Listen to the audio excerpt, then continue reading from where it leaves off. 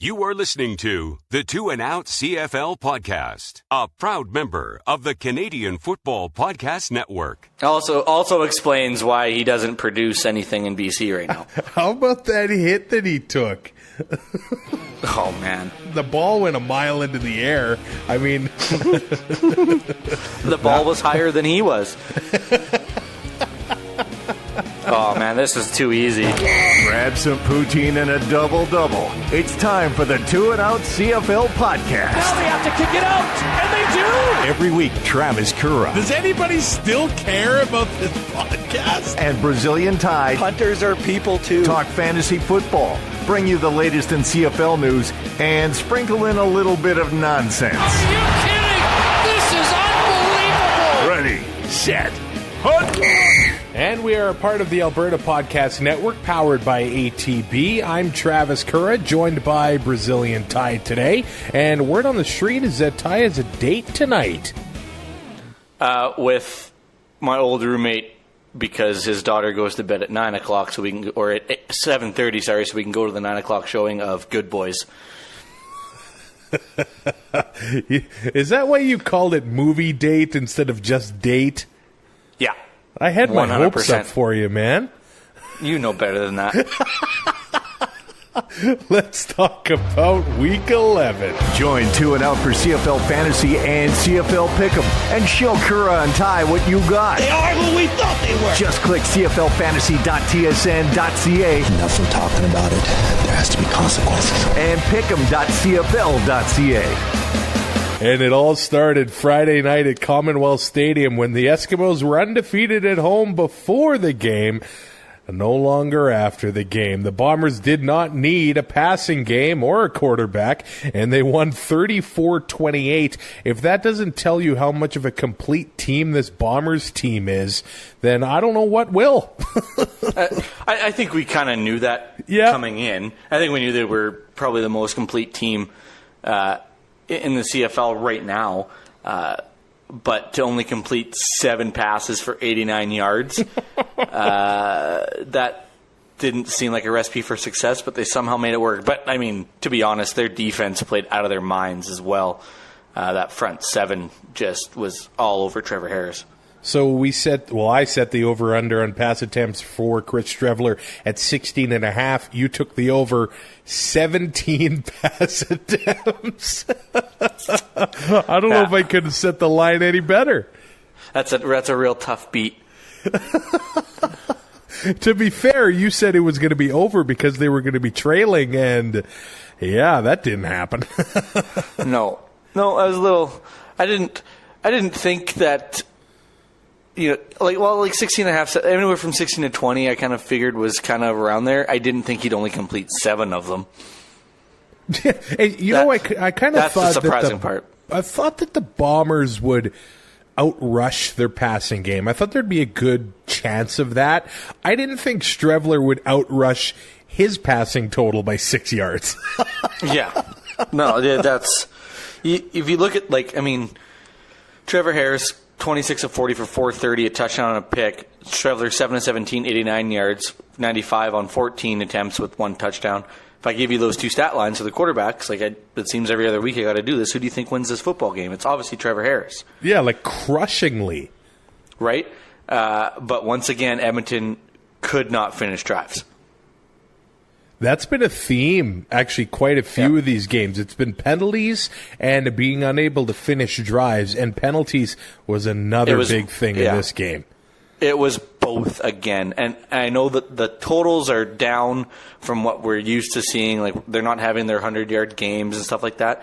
Yeah. But the timing of Money Hunter pushing a referee and then I can't remember who got the other penalty in that sequence. Vontae Diggs got unnecessary roughness, and Money Hunter got the shoving the official. Yeah, the shoving the official, zero excuse.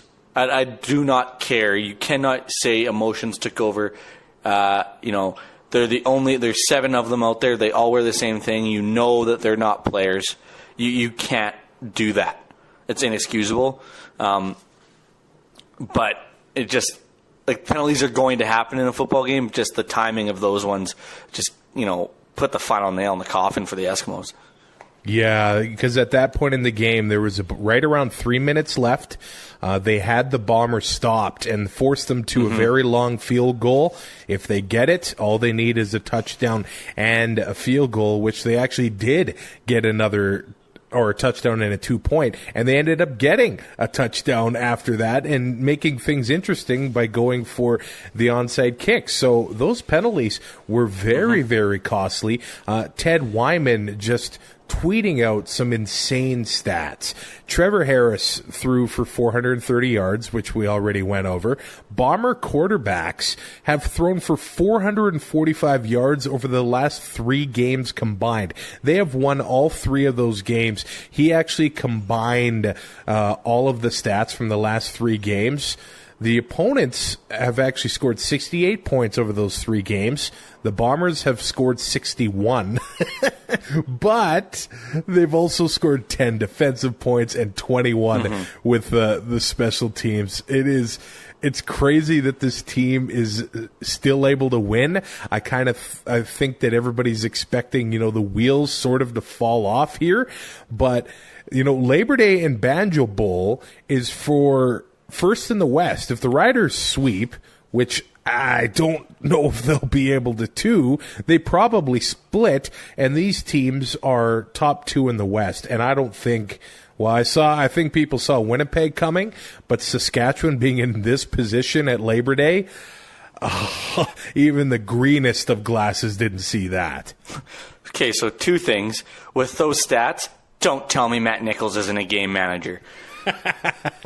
You had to get that in there. Yeah, well, I mean, if you're gonna go with the narrative that he's not a game manager, then you're wrong, and that's just all I'm gonna say about that. You're wrong, and it's embarrassing at this point.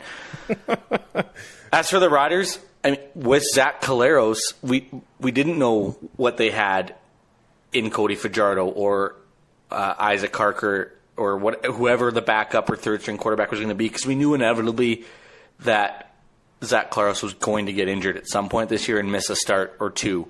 I don't think we saw him getting hurt third play of the year, and getting put on the 6th game, now getting traded. So them being where they are now is a huge surprise. Cody Fajardo having a huge coming out party. William Powell and Naaman Roosevelt and Shaq Evans definitely helping out the young quarterback. I mean, if you can establish a run game, Naaman Roosevelt, great option on second down. Shaq Evans being able to stretch the field, just giving him so many options that he doesn't have to play out of this world. But I mean, he has been. But yeah, for next week, I don't see I don't see either team sweeping Labor Day and Banjo Bowl. I see it as a split, just because going into Winnipeg is just so tough with the crowd there. I do think we might have to title this episode the Willie Jefferson Show. Oh. Beginning of the year, it looked like maybe he was adjusting, but the last 2 weeks, I think he's filled just about every spot on the stat sheet, including getting a rouge this week. He has been all over the backfield. He drops back. He almost had an interception in this one. He picked off Mike Riley last week. He forced a fumble in this one. That wingspan, that athleticism. You know what? About a year and a half ago, there was this narrative going around that Deron Carter was the best athlete in the CFL. And I didn't see it at that time, and I don't see anybody saying that right now, but we do have to say that about Willie Jefferson, who the onside kick, all 6'7" of him, that made a big difference on making that going in Winnipeg's favor. It seemed every time that Edmonton snapped the ball, it was either Nevis or Willie Jefferson in the middle of it, and at one point Jefferson was almost able to get a handoff from Trevor Harris. Like, it was a little ridiculous, right? So, it's hard to argue that he isn't the best athlete. I think Deron Carter's the biggest crybaby in the league and the biggest pouter, but I don't think he's the best athlete. And you know what? I love Willie Jefferson, and you know what? He said before, I don't need that NFL ball and chain.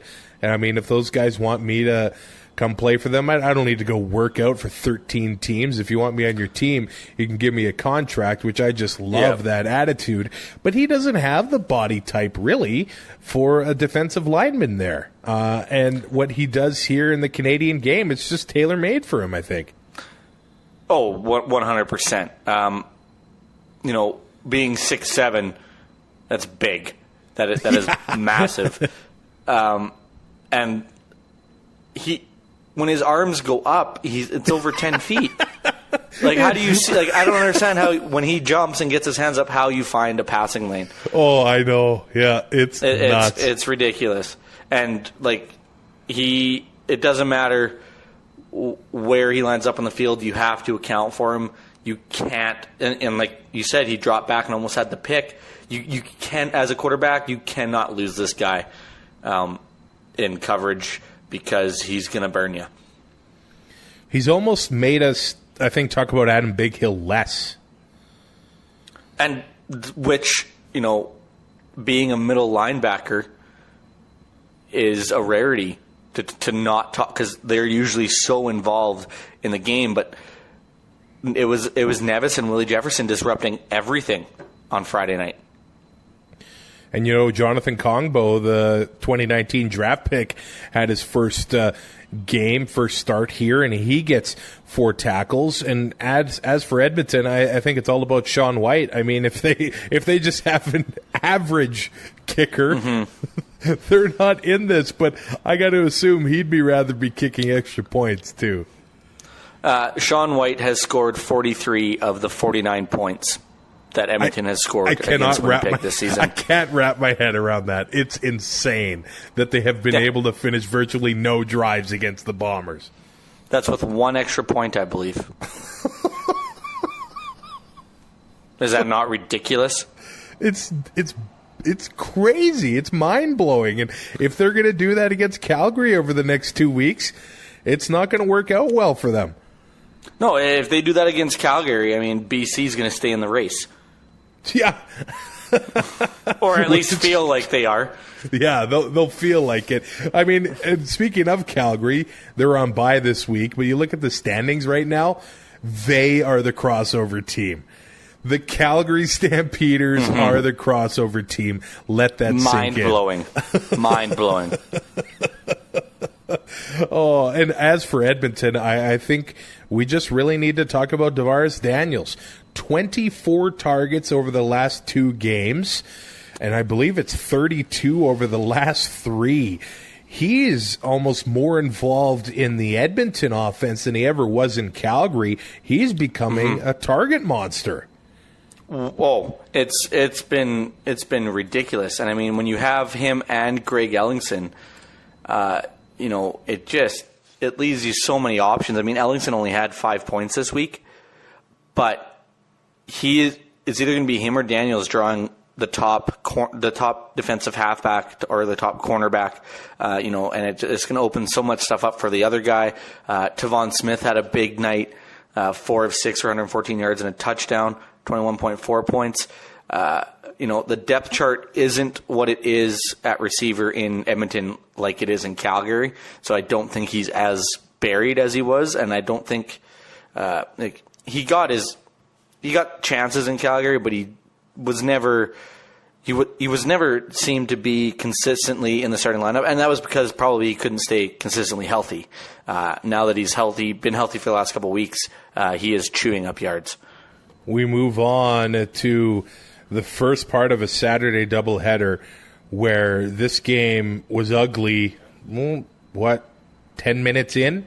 3 offensive series for the Ottawa Redblacks. The new Joe Pau offense. Dominic Davis gets 3 series, and it ends in 3 interceptions. Yeah, I think he's played himself out of a job. Well, do you remember when all the Redblacks fans last year wanted him to start over Trevor Harris? Because I don't. Well, now they want him back. This is what you wanted, and I'm not going to stop saying it. I will bang the table endlessly. At least 2 out of the 3 of those, the Moncrief interception was crazy because he looked like he was in full tilt when he caught it, already going the other way.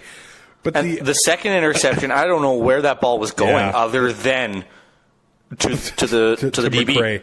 And then the first one by Nick Marshall, I mean, that was a poor throw as well. These are just terrible. He completed the same amount of passes to the Riders as he did to his own team. Well, every one of his passes were completed. He went 6 for 6. Technically, yes. No pass hit the ground. So, I mean, there's a positive if you want to look at it. And John Jennings actually looked, I think, the best he has this season. Mm-hmm. Yeah, 16 of 26, 208 yards, a touchdown, 4 of 17 rushing, 14 fantasy points. It's become a reclamation project. I think that the coaching staff and the team is starting to realize that this is going to be the start of somewhat of a rebuild where they're going to need to replenish assets with everybody leaving through free agency. And they got to pick a quarterback to go forward with unless they're going to draft one or wait for more people to become free agents. But you have a guy right now that's proved he can do it in the league. You just need to rebuild him up. It's a reclamation project, like I said, and they said it on air too. He needs to find his confidence, and he looked like he had a little bit of it back on Saturday night, and had a decent game. Didn't turn the ball over. 16 to 26. I mean, just over 50%, but. It's better than what he's showing for sure. Yeah, he connected with Dominic Rhymes for a 75-yard touchdown, and I think narrowly missed him on another one when they were trying to pick on Eli Buka. And Buka did get burned on the long touchdown after L.J. McRae ended up getting kicked out of the game, and that was just foolish football. Not only is it a stupid penalty, but what are you accomplishing punching a guy in the helmet other than possibly breaking your hand? And a guy that is 6 inches taller than you and outweighs you by 100 pounds. Yeah. Is it... I know it's supposed to be fight or flight reflexes, but I think that was fight and then flight, because I think if that's me, I punch and then I run. Yeah, that was straight up stupid, and McRae has been playing well since he has been put into the lineup for Solomon Means, and I thought the defense really sort of changed at about the same time as he went into the secondary for Solomon Means, and that was just stupid, and they were able to keep it together for the rest of the game here, but there's been a number of skirmishes like that in the CFL this year. I'm not saying as a guy that I don't like it. But if these non-division teams playing each other are having skirmishes like that, what's Labor Day going to be like? I can't frickin' wait. I want this after every play. I want this to be like the Stanley Cup playoffs. Oh, with short benches, Colorado, Detroit? Oh, when McCarty could hear Draper's face break on the dasher board? Yeah, let's go. Oh, Shanahan flying through the air, taking out Patty Roy. Just imagine Willie Jefferson flying at anybody, I think, would crap their pants if they saw Willie Jefferson flying through the air at them, really. John Crockett ends up leaving the game with an injury, and I think that did hurt the Ottawa offense quite a bit. Although, after a rough start, they did battle back, and I know the Riders ended up, making it ugly in the end by beating 40-18. I mean, if Dom Davis stays in this game, it ends up a lot worse than probably it ended up being, and without John Crockett. But Greg Morris comes in. He ended up having 6 catches for 50 yards as well, and then 7 carries. Hopefully Crockett isn't too banged up, and he'll be able to come back after their bye week here, because he's probably been the best story in Ottawa so far this season. I think Dominic Rhymes has had performances to talk about, but they haven't been able to get Sinopoli going. I mean, Caleb Hawley's not really doing much. RJ Harris hasn't been a factor. They haven't been able to get Nate Bahar going either. I don't really know how changing the offensive play caller is going to fix things here. I don't know how changing an offensive play caller fixes the fact you don't have a legit number one receiver. Yeah. Or a quarterback. I didn't say it this time.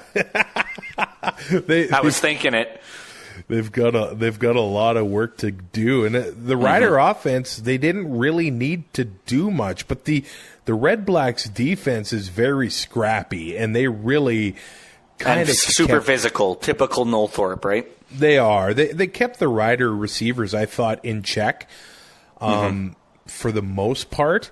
Shaq Evans was the leading receiver with 63 yards. He caught 6 of 11. He had nice battles with Chris Randall all night long. How about Corey Watson with 6 catches in this one? He seems to be sort of the escape valve for Cody Fajardo. And being a veteran and knowing the game like he does, he's played a lot of football.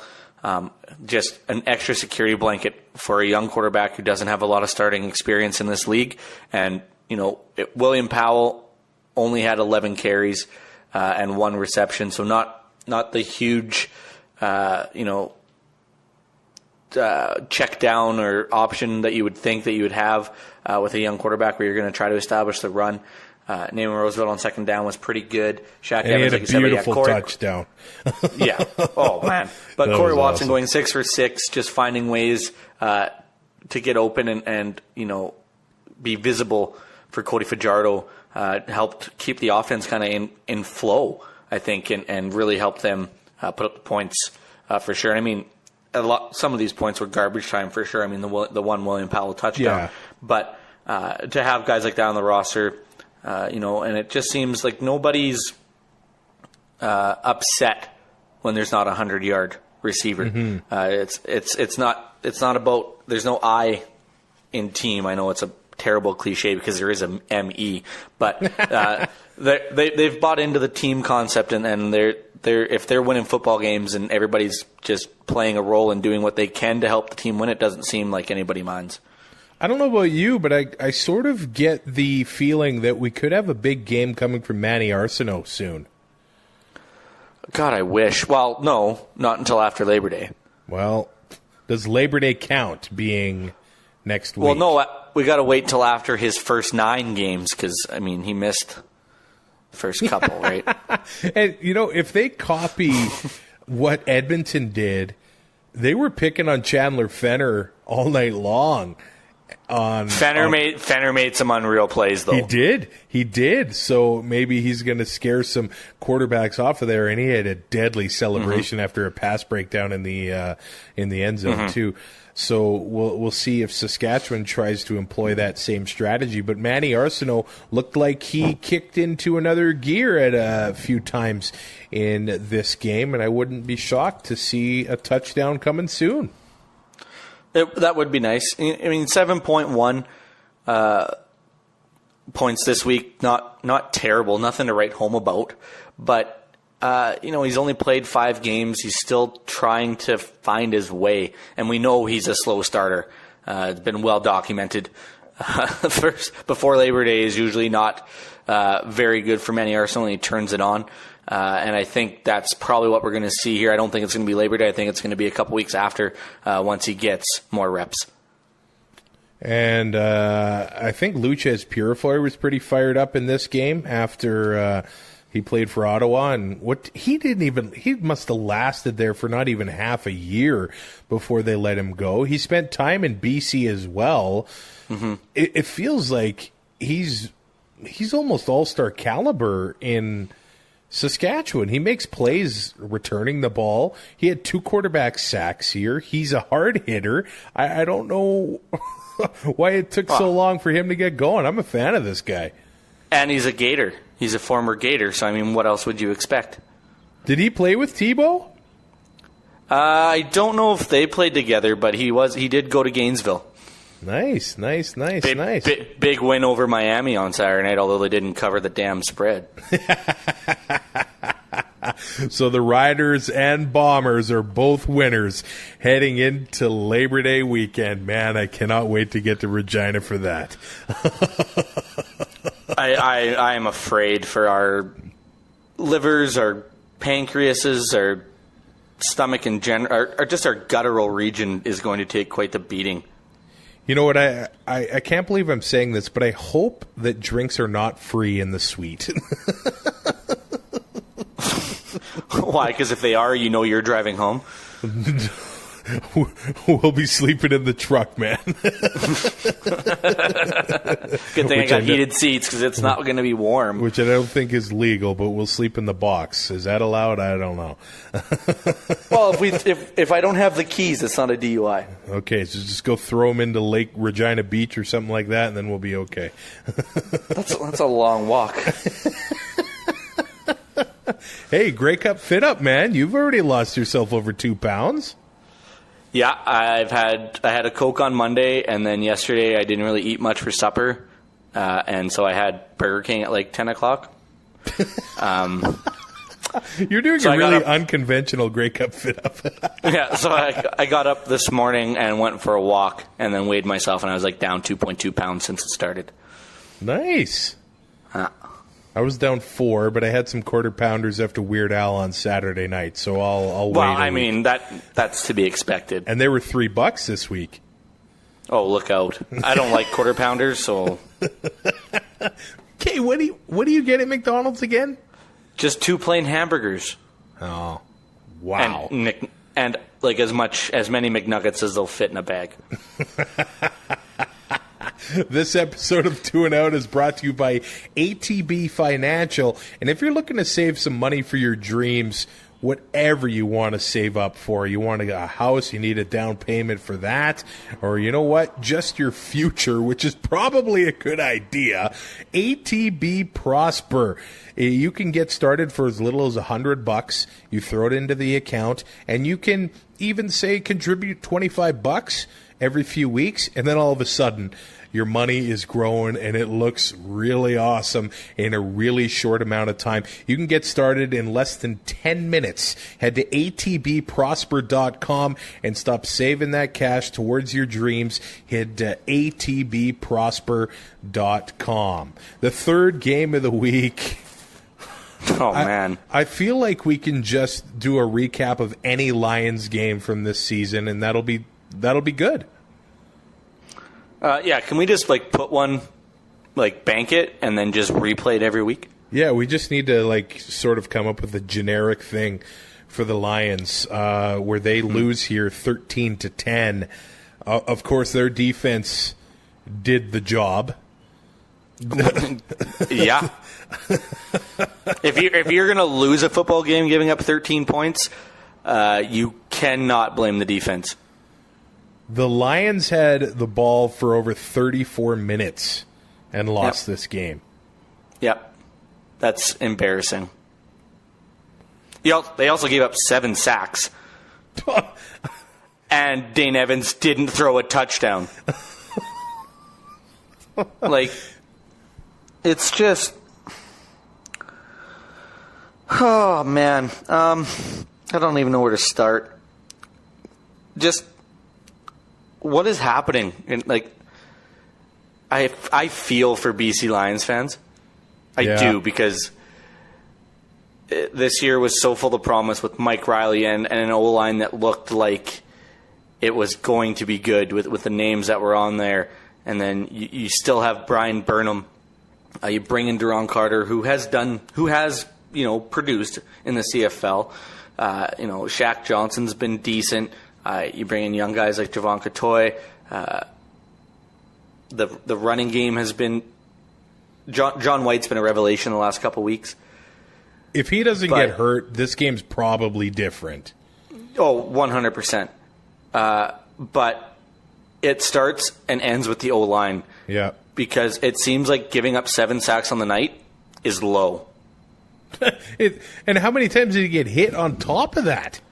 Oh, probably. And that's the thing. And now they don't track pressures or QB knockdowns. It becomes a little harder to look at. But They have allowed 43 sacks this year. Oh. 7 in each of the last 2 games. Oh. Like, I took half a Percocet last night and felt like $1 million. I don't think there's enough Percocet on planet Earth to make Mike Riley feel like he could get out of bed today. Well, I mean, he lives in Vancouver. There's a lot of product on the streets there. Hey, and legally, I should say. Yeah. Never mind. I'll never forget, I went to Vancouver to see Metallica when I was in college, and there was a guy walking around the line with a KFC fries box full of joints. I'm like, oh, this is Vancouver. Yeah, that sounds about right. So we all know a Duron Carter sign there now, but... Well, it's legal everywhere, though. Yeah, that's true, but... That also explains the permanent smile on his face. Also explains why he doesn't produce anything in BC right now. How about that hit that he took? Oh, man. The ball went a mile into the air. I mean... The ball was higher than he was. Oh, man, this is too easy. Okay, seriously, what do the Lions do, though? You start Danny O'Brien and just write the season off. Seriously. What's the point anymore? Keep Mike Riley healthy for next year. Try again. Try again. Like, when there's 6 games left in the year, do you just put him on the 6th game and just... Yeah. I mean, save the salary. Put him on the 6th game, sign Brandon Bridge, and there's your season. Because this is, it's training camp territory. It's like he's playing in front of, it's like what we saw in Winnipeg on Thursday night, where it's just a bunch of 3rd and 4th stringers out there, and the quarterback. It's open game. Yeah, open season on the quarterback. We knew Adrian Tracy coming into this game was banged up, and then in warm-up, it looks like he aggravated his arm, so he left the game. And then basically Dylan Wynn was playing defensive end for most of the night. There was a point in the game where right tackle Justin Renfro didn't know the snap count. He didn't even move, and Dylan Wynn got a free shot. Like doing his best impression of Xavier Fulton. Like, these guys aren't even blitzing. No, they're just rushing the base of their defense. Suk Chung looks lost. Yeah, I have like it. I know we might have to start a BC surgery because Montreal right now is probably going to win the East. Yeah. It is a complete and utter disaster in Vancouver right now. And it all stems from that O-line. Like you said, Suk Chung looking lost, Renfro not looking like he knew what was going on. It's a dumpster fire. I had to use it. I don't think we can designate that on Montreal anymore. I kind of give Renfro a bit of a pass because he just came over from Calgary and they just put him into the starting lineup. So it's been 2 weeks. But Joel Figueroa was a monster last year. In the trenches, he was just so nasty. You didn't want to engage with him at all. But we don't see any of that aggression, any of that edge from the offensive line at all. It looks like they don't even know the snap count. It's really hard to stay engaged when you're 1-8. I wonder if that's what it is at this point. Like, what's the point of getting better? And I know people are going to say, well, you're a professional athlete. You get paid to do this. It doesn't matter. If I'm working and I have to work an 18-3 shift, come day 14, my productivity goes way down. I am worn out. Losing wears you out. Mentally, physically, whatever, to the point where you just don't give a shit anymore. And I'm not saying that's what's happening, but they're just so beat down and like the season's basically over. The mental game is just it's so tough to get amped up when you know winning isn't going to make a difference right now, except for your own team's sake. like mentally, team building wise, yeah. Standing wise, it's not going to do anything for you, really. It's really hard to show up and play a football game when it's like that. Shaq Johnson had some incredible catches in this one, 75 yards. I really like the Javon Catoy story, and I think they could almost use him as a hybrid sort of running game. Just give him the ball and let him roll people. He, there it is again, the pot references. He had 57 yards with five catches. And, Wayne Moore actually had an all right game. 9 carries for 36 yards, and then he had 2 catches for 60 yards, including a 49-yarder. But what do you think the Lions, and I know there is the front office cap. Yeah. There's part of me that thinks they have to kind of let Claybrooks have the job until, I would say, Labor Day His of next contract year. Expires. Well, there's that. I kind of want to... but depending on where they're at Labor Day next year, if they're in the same situation, then I think you axe them, and somebody comes in internally that's already there and just takes over as an interim for the rest of the year. I think they need to make a change at OC. Yeah, but I mean, is that going to make a difference if Mike Riley has 0 time to throw the football?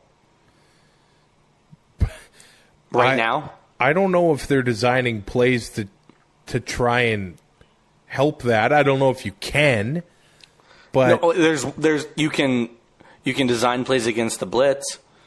You can, but the thing is, they're not blitzing, so those plays aren't going to work as well with the quick passes because there's going to be linebackers in coverage. So it takes those away. It's really hard to plan a quick pass game when you have 3 or 4 pass rushers and you can't stop them. But there's a guy like Suk Chung that looked like a monster in Winnipeg, and if that's because of the system, then the system needs to change, and that starts with the OC. The O-line coach. Yeah, you could take I know a look Chu's at too. taking a lot of blame. There's not a lot of experience in this coaching staff. There's not. They're very inexperienced. It's going to be a pretty big learning curve. So I mean, I think, especially with the cap, it gives them job security, basically, right? Because that you're not getting fired this year at least. They're going to have to go through growing pains and figure this out and make adjustments, and hopefully in the offseason they can figure something out and come up with something to protect Mike Riley, because the amount of money they spent on him, and you have Shaq Johnson, Brian Burnham, even Duron Carter, guys that can catch the football. If you're going to pay Mike Riley over $700,000 and he can't get the ball to them, then it's a complete overhaul. Hamilton, they just grinded out a win here. Damon Evans goes 17 to 31, 194, and he ends up throwing 2 interceptions. The leading receiver was Jalen Acklin, had 6 catches and 91 yards. Really seems to benefit without Luke Tasker in the game. Braylon Addison, 12 targets, 7 catches for 61, and they shut down Brandon Banks. He only had 3 catches for 37 yards. But the turning point in this one was that brutal fake punt that the Lions called in their own end when the game was tied at 3. Dude, what the hell was that? Like, not only the situation, which, I mean, the defense is playing well. I don't think they needed to go for it in that situation, but the play call or the execution was terrible. That was bad. Ryan Langford looking like Ottawa Redblacks Ryan Langford.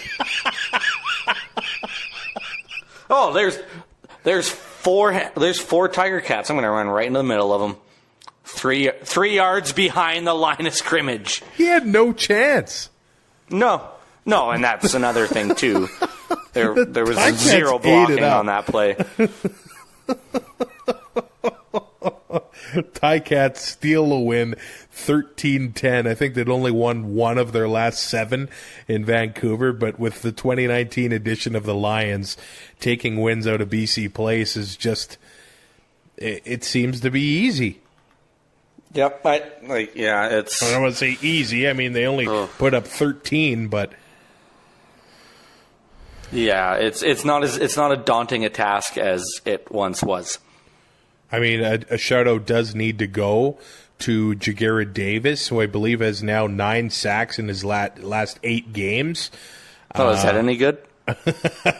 Speaking of sacks, the front 4 for Edmonton have more sacks than like 4 other teams combined. Like, what is that? My God. Does Jagera's BC sacks count? What if we took BC sacks out of the sack total? There'd be 40, 43 sacks missing around the league? Man, they're doing something for the Purelator Tackle Hunter. I wish they still did that because, man, Mike Riley is a big man. They'd be donating a lot of food to the food banks. I think Mike Riley would be getting a tax receipt.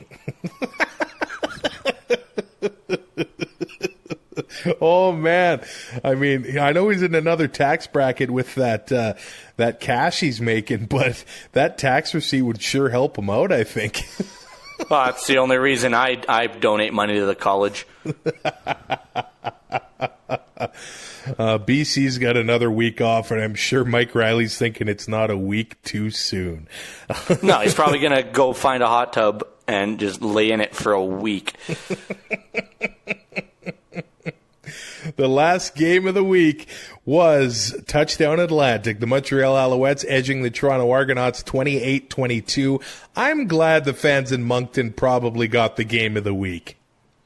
Yeah, 100%. And the nice thing was whenever somebody scored, there was cheers. Yeah, that's true. It was a fun game to watch, especially the second half. Oh, yeah. It's really hard to wrap your head around this, but McLeod Bethel-Thompson threw for 464 yards. Yep, that's becoming kind of a broken record when it comes to Toronto and McLeod Bethel-Thompson.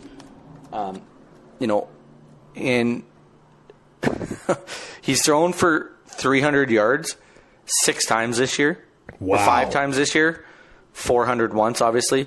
Then he's had a game with... Well, in the games the games he's started, he's thrown for 90 and 200, and everything else has been over 300. Wow. That's 7 games. 7 games, 2,131 yards. And no win, 1 win. They've got the Eskimos problem where they're not really finishing drives. And, well, in this one, they were up 16-0. And they had a win. My bank account was scared. They had a win on their fingertips, man. Yep. They had a chance to put this game, to absolutely finish off Montreal and basically make the second half non-consequential. It wouldn't have mattered. But they let them back in, and Montreal took full advantage. Yeah, they could have put it away at the end of the first half, but I'm trying to remember what happened here. There was an interception, I believe, called back, and then so Toronto could have finished that drive, and then I think he ends up getting sacked in the backfield.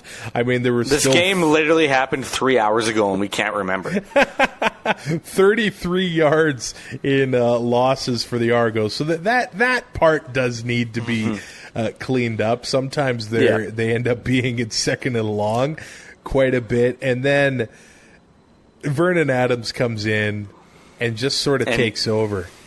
Yep. 19-25, 335 yards, 2 touchdowns, a pick. Only 3 rush attempts for 4 yards, but he got a TD out of it. Mm-hmm. I, for some reason, had Jeremiah Johnson in my starting lineup. Worked out pretty well. The whole offense really seemed to step up. Eugene Lewis, Quan Bray, DeVere Posey all had really good games. They kind of split the carries between Johnson and Stanback. And in the second half, the Montreal defense really stepped up. Is Johnson stealing away that starting job? I don't know if it's that or if they don't want to overload William Stanback. Yeah, he might be nicked up still. I'm not sure, but I think Johnson's a bit more explosive. I would think so. Yeah, I would agree with that. I mean, Quan Bray, he gives you some... Well, when's the last time we were able to talk about multiple options in the Montreal offense? A lot like Saskatchewan. I mean, I take Jake Winicky for, $2,700, and he gets, 7.5 points. Yep. I'm happy with that in my flex. And Eugene Lewis has a 65-yard touchdown. And... I mean, it seems to be just a connection between him and Adams. It just gets better and better every week. And that Quan Bray touchdown. Oh, man. So I texted you, and we can't say what I said on air. But I saw that was awesome. I think it was Grey Cup Society tweeted that in Toronto, that's an incomplete pass. That's true. Because the end zones are 2 yards shorter. Oh, isn't that sad? Well, I'd rather have that than the field 10 yards shorter. 20 yards. But speaking of Eugene Lewis, he was the 5th highest scoring fantasy player this week, position player than quarterback at 17.6. Like three catches, 86 yards, and a touchdown. It's a pretty good day. Did Chris Cuthbert have the line of the week, by the way? 100%. Do we need to talk about that? I think we need to bring up your tweet because people seem to, or I guess our tweet that you tweeted, because people have a real big hate on for you now. Or for us. I don't think that the Bombers, the city of Winnipeg, or the CFL are a joke. I think that game is, and from the start, as soon as ticket prices were announced. Yeah, that game was destined to fail. And then it looked...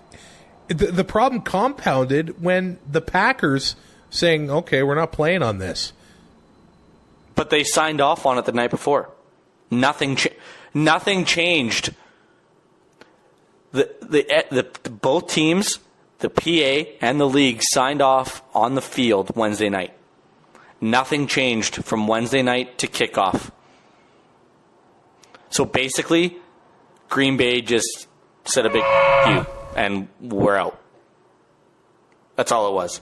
Can you imagine paying $350 to watch that? No, because I'm not an idiot. And here's what I know, and I've already seen it, that NFL fanboys who have a bias against the league, and they can do that if they want, they're going to place the blame on the CFL and when the they Bombers, had absolutely nothing to do with it.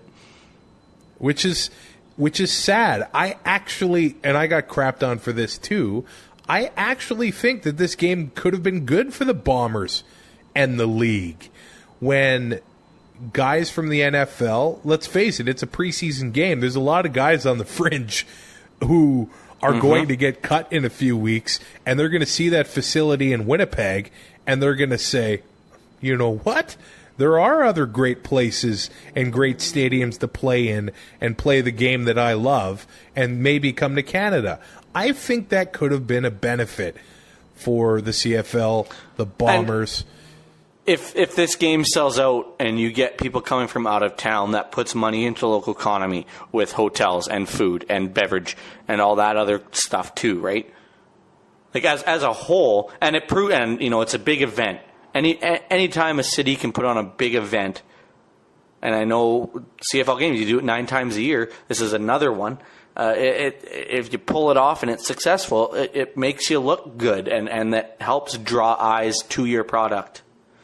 And you literally missed 2 commas, and people jumped down your throat. Yeah, that's...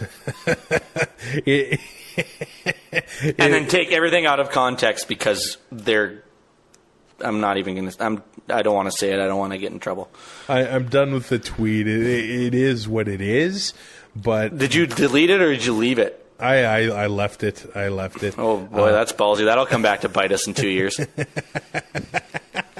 Yeah, when I'm running for office, they'll look at that tweet and say, "Oh, this guy's a real idiot."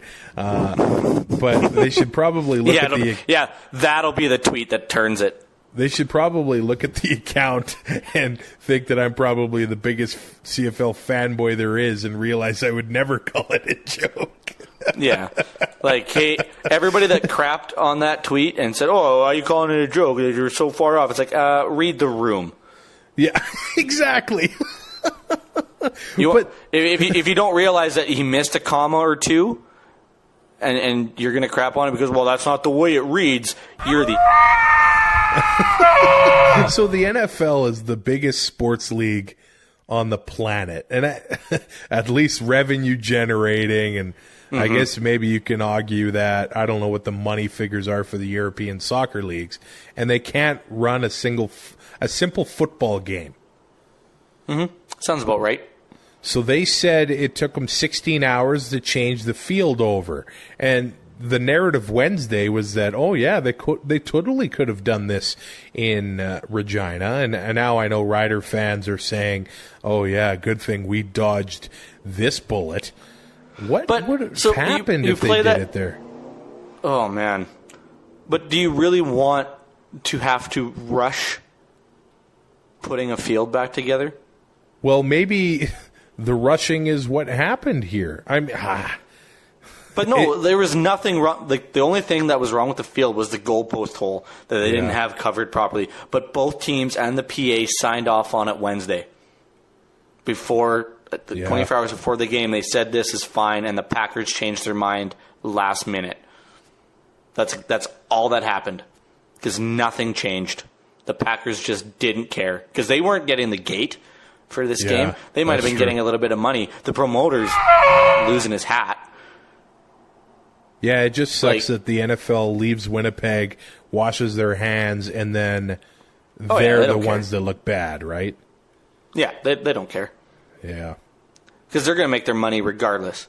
Back to Touchdown Atlantic, where the field looked great. The stadium looked great. Wow, that went on a tangent. Rodney Smith has 12 catches on 12 targets for 136 yards. Who saw that coming? Probably nobody, and didn't find the end zone. Yeah. You know what? And this game came right down to the end. I guess I do want to mention, too, have you seen another coach challenge no yards more than Corey Chamberlain? I have never seen a coach challenge so many stupid plays as Corey Chamberlain. Those are the ones he challenges. He never challenges a pass interference. Is he the new Mike Sherman? Like, does he have any idea what's going on? Don't go there. He does realize he only has 2 challenges, right? They carry over. If you don't use both of them, you still have both of them in the second half. You don't have to use them both on stupid. Like, honestly, whoever told him that no yards was going to get overturned and there was going to be conclusive evidence needs to be fired. Like, the minute they show the camera angle and it's on an angle looking from like the 30-yard line that way, there is no way you can call that no yards unless he's like right next to him. Yeah. So whoever called down and said, yeah, challenge that, boom, see you later, Packers, you're out. Man, the Elk is going to get a workout this week. Yeah, we talked about that big play to Quan Bray. Right after that, the Argos answered back with a massive touchdown to Darrell Walker, who did a heck of a job to keep his feet in bounds. And then I'm not convinced. I'm not convinced. You're not? And it came right down. I also thought it was the end of the fourth quarter, not the third, so I was really mad. And then I found out it was in the third quarter, and I wasn't so angry anymore.